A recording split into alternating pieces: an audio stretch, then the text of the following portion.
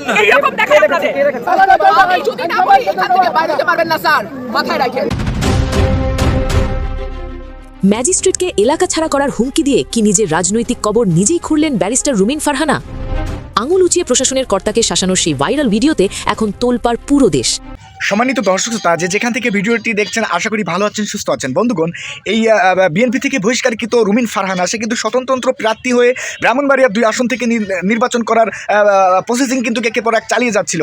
Automatic কিন্তু তার নির্বাচন চলাকালীন বা নির্বাচন কর্মকাণ্ড চলাকালীন কিন্তু ম্যাজিস্ট্রেট তাকে যে যখন বাধা প্রদান করে তখন সে কিন্তু ম্যাজিস্ট্রেটসকে কিন্তু সে বৃদ্ধা আঙ্গুল দেখায়। এই ভিডিওটি কিন্তু দেশ জুড়ে নানানভাবে কিন্তু তোলপাড় সৃষ্টি করেছে এবং সেনাবাহিনীর গোয়েন্দা সংস্থার হাতে কিন্তু এই ভিডিওটি গিয়ে পৌঁছাইছে। তো সম্মানিত দর্শক, এই বিষয় ভিত্তিকের উপর চলুন আমরা একটি ভিডিও ফুটেজ দেখে আছি এবং পরবর্তী এই রুমিন ফারহানা কি আসলে নির্বাচন করতে পারবে কিনা বা তাকে কি আসলে জাতীয়ভাবে বয়কট করা হবে কিনা সেই বিষয় ভিত্তিকের উপর আমরা ভিডিও ফুটেজটি দেখবো। অবশ্যই ভিডিওটি একটুও স্কিপ করবেন না, সম্পূর্ণ ভিডিওটি দেখবেন। কিন্তু ক্ষমতার দাপট দেখাতে গিয়ে এবার কার মুখে পড়লেন রুমিন? সেনাপ্রধানের একটি মাত্র কড়া বার্তায় কি তবে চিরতরে থেমে যাচ্ছে তার নির্বাচনী দৌড়? আইনের রক্ষক হয়ে আইনকে বৃদ্ধাঙ্গুলি দেখানোর পর এখন কি তবে শ্রীঘরই তার আসল গন্তব্য? সেনার রেড অ্যালার্ট আর জিরো টলারেন্স নীতিতে কাঁপছে গোটা ব্রাহ্মণবাড়িয়া। আজকের ভিডিওতে আমরা ফাঁস করব সেই চরম হুঁশিয়ারি যা ওলটপালট করে দিয়েছে নির্বাচনী সমীকরণ।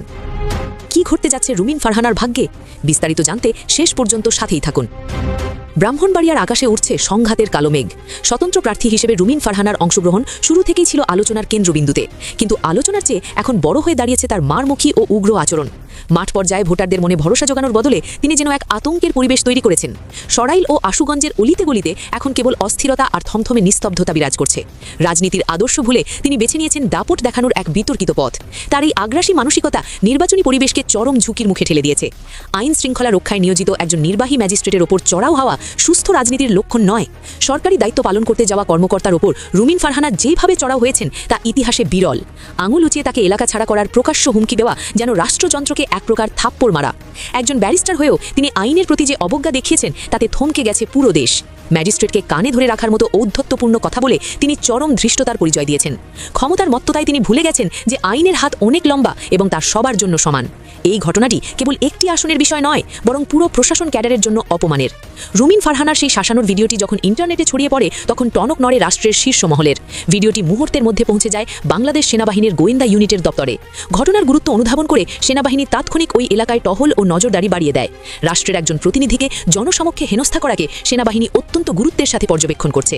সেনাবাহিনীর পক্ষ থেকে সাফ জানিয়ে দেওয়া হয়েছে যে মাঠ পর্যায়ে কোনো গুন্ডামি বরদাস্ত করা হবে না। ভাইরাল হওয়া সেই ফুটেজটি এখন রুমিনের বিরুদ্ধে সবচেয়ে বড় প্রমাণ হিসেবে গণ্য হচ্ছে। ডিজিটাল এই যুগে কোনো অপরাধ করে যে পার পাওয়া যায় না তার জ্বলজ্বন্ত প্রমাণ এই ঘটনা। সেনাপ্রধানের পক্ষ থেকে আসা বার্তাটি ছিল এক প্রকার বজ্রপাতের মতো, যা পুরো রাজনৈতিক অঙ্গনকে কাঁপিয়ে দিয়েছে।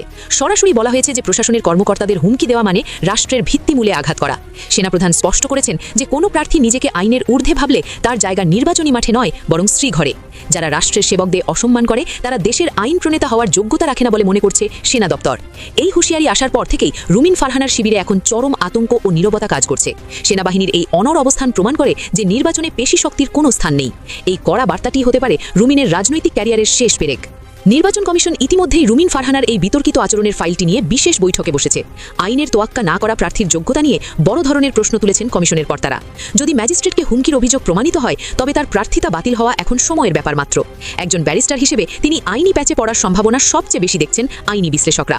সরকারি কাজে বাধা প্রদান এবং ম্যাজিস্ট্রেটকে লাঞ্ছিত করা একটি জামিন অযোগ্য অপরাধ হিসেবে গণ্য হতে পারে। আদালত বা কমিশন থেকে যে কোনো সময় তার বিরুদ্ধে আজীবনের জন্য নির্বাচন থেকে অযোগ্য ঘোষণা আসতে পারে। নিজের পাতা জালে নিজেই এখন বন্দী হবার উপক্রম হয়েছেন এই বিতর্কিত স্বতন্ত্র প্রার্থী। সাধারণ মানুষ এখন প্রশ্ন তুলছে, যিনি নির্বাচনের আগে এত বেপরোয়া তিনি সংসদে গিয়ে কি করবেন? আইন প্রণেতা হতে চাওয়া মানুষের হাতেই যদি আইন লাঞ্ছিত হয় তবে সাধারণ মানুষের নিরাপত্তা কোথায়?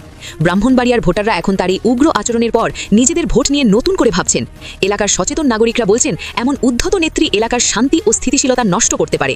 ক্ষমতার দম্ভে অন্ধ হয়ে যারা প্রশাসনকে তুচ্ছ তাচ্ছিল্য করে তাদের প্রত্যাখ্যান করার ডাক উঠেছে সামাজিক মাধ্যমে। মানুষের এই গণক্ষোভ শেষ পর্যন্ত ভোটের বাক্সে তাকে বড় ধরনের শিক্ষা দিতে পারে। রাজনীতির মাঠ থেকে তার চিরতরে ছিটকে পড়ার ঘণ্টা যেন এখনই বাজতে শুরু করেছে।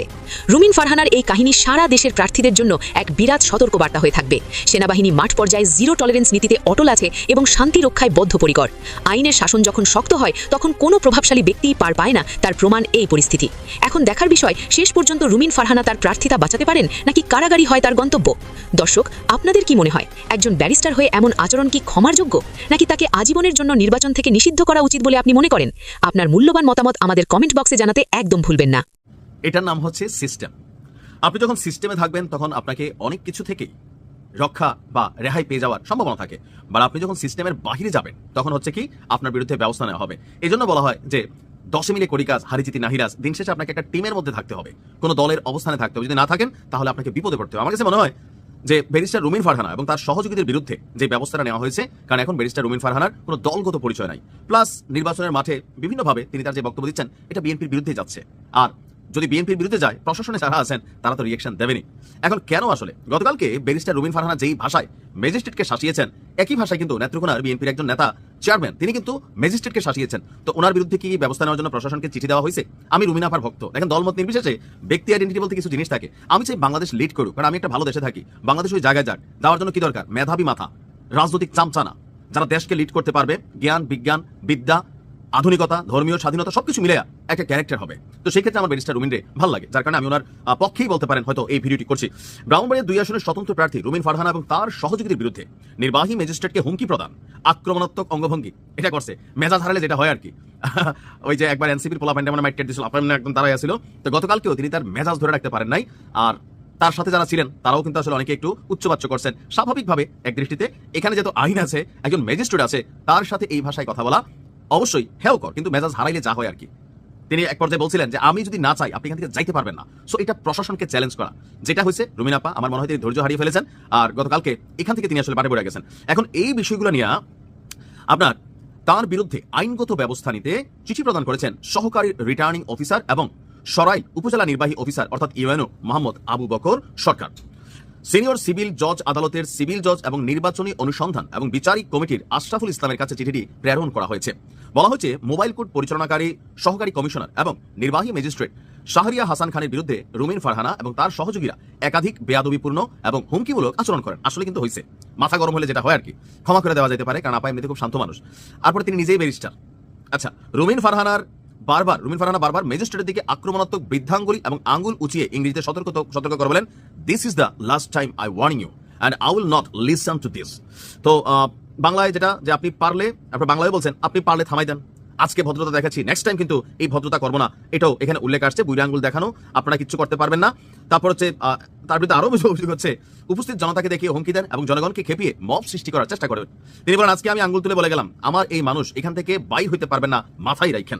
এর জন্য অসংখ্য ধন্যবাদ বন্ধুগণ। এই রুমিন ফারহানাকে নিয়ে কিন্তু একের পর এক কিন্তু নিউজ প্রতিবেদন কিন্তু তৈরি হচ্ছে সম্মানিত দর্শক দাদা। সে যখন তার নির্বাচনী কাজ যখন চলমান রাখছে তখন কিন্তু এই ম্যাজিস্ট্রেট কিন্তু তাকে যে বাধা প্রদান করে, কিন্তু তাৎক্ষণিকভাবে কিন্তু এই রুমিন ফারহানা এই ম্যাজিস্ট্রেটকে কিন্তু সে বৃদ্ধাঙ্গুল দেখায়। এই বিষয়টা কিন্তু আসলে দেশ জুড়ে জাতীয় লেভেলে কিন্তু পৌঁছে গেছে এবং বিভিন্ন ঊর্ধ্বতম কর্মকর্তারা কিন্তু কঠিন নজরদারি কিন্তু এই রুমিন ফারহানার উপরে রেখেছে। তো পরবর্তীতে সে কি নির্বাচন করতে পারবে, কি তার আইনগত ব্যবস্থা নিয়ে তাকে বয়কট করা হবে বা তাকে আইনের আওতায় নেওয়া হবে, এটাও কিন্তু একটা ভাববার বিষয়। তো সম্মানিত দর্শক শ্রোতা, আমরা এই বিষয়ে কিন্তু সামনে আবারও আপডেট নিয়ে আসবো। তো সেই অবধি আপনারা ভালো থাকবেন, সুস্থ থাকবেন এবং চ্যানেলটি সাবস্ক্রাইব করে সাথেই থাকবেন।